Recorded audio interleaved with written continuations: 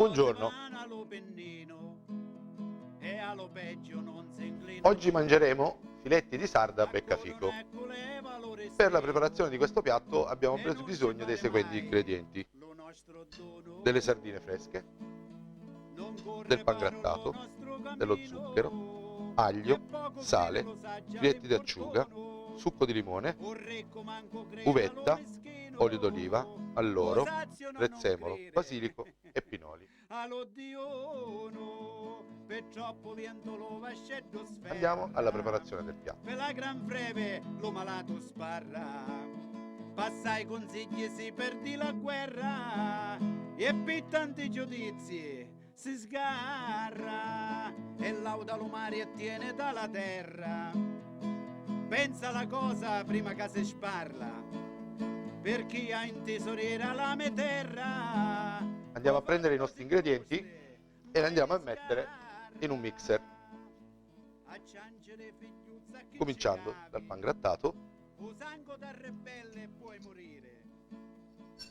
uno spicchio d'aglio,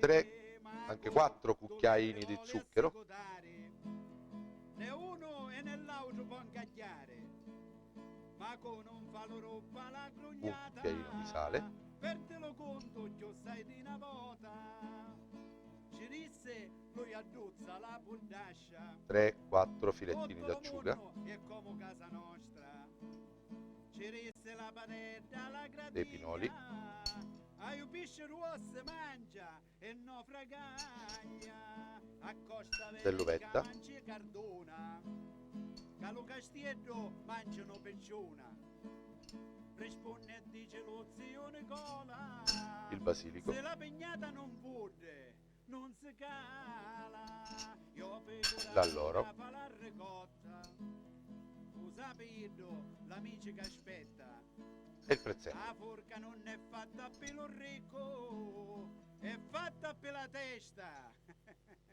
di lupo. Chiudiamo il nostro mixer e frulliamo per un minuto. A questo punto il nostro ripieno è pronto. Andiamo a mettere tutto nella nostra ciotola. Non c'è festa né festino, non c'è monaco e un barreno, ma lo monaco rambatia, c'è solo padronia, c'è la monaca di casa che c'è solo scince e vasa, Questo è il della nostro casa ripieno. di Gesù. So cuciasi, non esci più, ma Andiamo a preparare la sardina. Si prendono delle sardine, vengono pulite, deliscate e quindi filettate. Andiamo a prendere il nostro filetto e lo andiamo a farcire.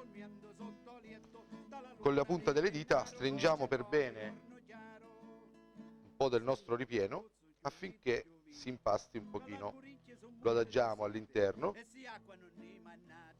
e arrotoliamo la nostra sardina. In questo modo prenderemo uno stuzzicadenti, infilzeremo, blocchiamo e eventualmente aggiungiamo sui lati ancora un pochino.